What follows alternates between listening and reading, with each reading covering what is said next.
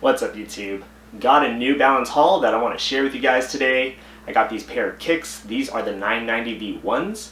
And I also picked up a pair of sweatpants. I feel like New Balance as a brand has been making some major moves lately. If you didn't know, New Balance somewhat recently acquired creative director Teddy Santis. And if you don't know Teddy Santis, he is the founder of streetwear brand Aimé Leon Dore. So just last week, Teddy Santis and New Balance apparently released a capsule of new pieces. This capsule features a series of 990s. There's some 990 V1s, 990 V2s, and 990 V3s, as well as a whole bunch of essential pieces that range from hoodies to sweatpants to sweat shorts and other basic essentials. And so when the capsule dropped, I was lucky enough to cop these pair of 990 V1s, which eventually sold out, and I also bought these sweatpants. I will admit that I spent a little over $350 for just these two pieces alone, which I'm actually somewhat embarrassed to admit. They are quite expensive, but in this video I'm going to do a review of these two pieces. I'll quickly review the shoes first, talk about materials, sizing, and fit, do an on-feet.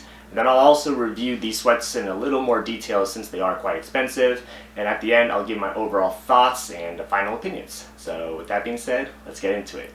Alright, so here's a left shoe. Let's talk about the materials. If you look at the lateral side of the shoe, the main gray parts here are made of this really hairy but soft suede. If you look at it up close, you can really see the hairy textures right there, and it is quite soft to the touch. So suede is along here, also migrates around the back of the heel. In terms of the New Balance end patch, this is a white leather, but it is also, feels like a good quality leather too. Moving to this part of the upper, this is a mesh material. Color-wise, it's like a combination of gray and a light olive green, but again, it's made of mesh, and you can see the mesh here, little hit there, and the mesh is also in the toe box, nice and soft, as well as the tongue. On the top of the tongue, got that New Balance branding with the red logo, made in USA. And in terms of the tongue, from this view, it's actually quite thin. The mesh material itself does feel very soft and flexible, but the padding does seem thin. We'll try them on feet in just a second. As we move to the back of the shoe, you have this plastic heel cup here with the New Balance branding. And this heel cup is actually more of like a beige/tan colorway. Moving to the actual heel and back of the shoe, you have the New Balance branding on the Achilles area. This is like also it's not a hairy suede, but it is a soft suede/nubuck kind of material on the heel there. But as we move up to the ankle, the inner lining is actually also like a soft leathery material. Kind of a thin but soft leather that hugs the ankle collar right here. As we move down to the midsole, this is like a generic foam. If you look really up close, I don't even know if the camera's picking it up, but you have a white midsole here, but there's a line that transitions from white to an off-white/cream. Again, materials-wise, it just feels like a generic foam. I'm not sure if exactly what it is, but it feels a little bit on the firm side. And moving down to the outsole, we have a black outsole, rubberized vibram outsole with the branding right there, and a New Balance hit on the lateral side there. This rubber feels very soft to the touch too, very smooth. So that's pretty much the overview of the materials. Both shoes are pretty much symmetrical, no major differences. Both of them did come with hang tags attached, which was pretty neat. And the shoes do come with two pair of laces. They have an attached pair of cream laces right here, but they also do come with some white laces as well. It's always nice when a pair of shoes come with extra lace options to choose from. Alright, next let's talk about sizing, fit, and comfort. For me, I went 9.5. That is my true size with all of my other New Balance shoes. For the most part, I would say true to size. I will say that the 990 V1s do run just a little bit longer than at least my 997s and my 550s. So I have a pair of 997s right here that I'll reference, but when I put them side to side like this, the 990 V1s do seem a couple of centimeters, maybe just 2 or 3 centimeters longer than the 997s anyway. And that couple centimeter difference was noticeable for me when I had these on feet. Width-wise, they felt just about similar, if not pretty much the same as the 997s. So that's true to size in that manner, but from a length perspective, these are just a slight bit longer. The other thing too about the comfort of this shoe, because the inner lining of the ankle and the Achilles area is made of this very smooth leather, that might also play in regards to this shoe feeling a little looser and a little bigger than the 997s. With the 997s anyway, the padding is a little thicker and the inner lining is made of more of like a mesh or cotton material. And again, because the 990s have a leather and thinner lining, not only does it make the shoe feel a little bigger, you'll have a little less support, and you also do have a little more heel slippage, at least for me. Again, I still feel like true to size worked out for me anyway, but if you do have a different foot shape, you might want to even size down a little bit if you do want a much more snug and secure fit. Alright, next let's talk about the sweatpants.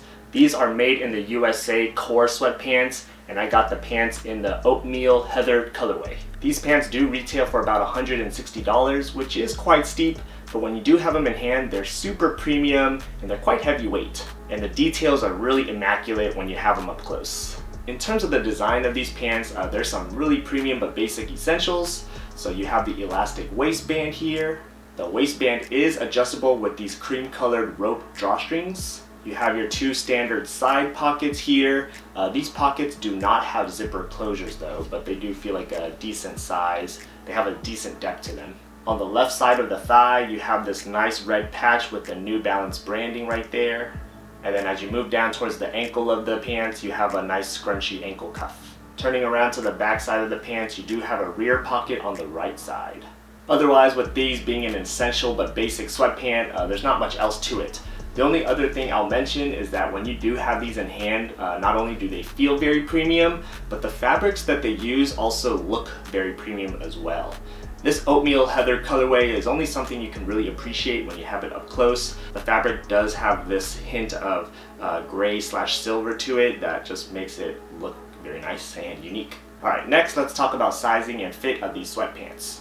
For reference, I am 5'8" and about 150 to 155 pounds, and I normally wear a size 31 waist. In terms of these sweatpants, I did get a size small, which I will say fit well in terms of the waistband, but when it comes to the length, I do feel like these sweatpants do run a little long. At least again for me, in terms of my height, these pants were a little bit too long for me. I'll put up the dimensions of these sweatpants right here, but basically the waistband measures at about 14 inches long. The length of the pants on the outside measures at about 39 inches long. The inseam, which is the crotch to the bottom of the cuff, is about 29 inches long. And then the bottom of the ankle cuff is about 5 inches long. So going back to the sizing of the waist, I got a size small, and I do think this waistband is great if you are anywhere between a 30 and a 32. As for the length though, usually I wear about a 30 to 31 length pant, so these again are quite long for me.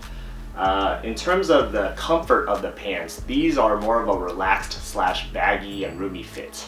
I feel like I have plenty of room pretty much throughout the thigh and especially throughout the calves, but in terms of this 5-inch ankle cuff, I do think it helps allow for a little of a more tapered or smoother appearance, even though the calf area itself is quite roomy. So personally for me, I'm probably going to have to take these to the tailor and shorten them. I would say that if you are anywhere between 5'10" and 6 feet, then the length of these pants would work great for you. And just one more thing on that note, if you have seen the lookbook, you'll actually notice that the models in the lookbook actually ended up rolling up their ankle cuffs as well a little bit. And I can see why, because these pants again do run a little bit on the long side. I'm not exactly sure how tall the models are, but just based on the photos, they do look tall. I would say they do look anywhere between 5'10" and 6 feet tall. But anyways, they do roll up their cuffs a little bit, and I do like that style, but that does mean that the pants do run long. And so again, the reason I'm kind of talking about the sizing of these sweatpants so much is because I kind of wish I did have a sizing chart or a sizing reference before I bought these. And so hopefully this information will help you if you are thinking about buying any pants through their Capsule. So overall, I'm really digging these two pieces right here, and I feel like New Balance has been making some crazy moves when it comes to their marketing, their branding, and their lifestyle products. Now the question is, are these shoes worth the $200 price point, and are these pants worth the $160 price point respectively? And for me, the answer is borderline yes. Given that these pieces were made in the USA, I can say that the price can be justified or validated based on the quality of the premium materials that they use to construct these shoes and these pants. Now in terms of these sweatpants, $160 is admittingly very steep. This is one of those niche purchases, which is like a if you know it kind of deals. So if you're into that realm of streetwear, and if you really value what Teddy Santis brings to his designs and to the table, then this purchase might be for you. Otherwise, if you are looking for another pair of premium sweatpants in general, I'm pretty sure you can find one well under $150. So with that being said, I would love to hear your thoughts in the comments below.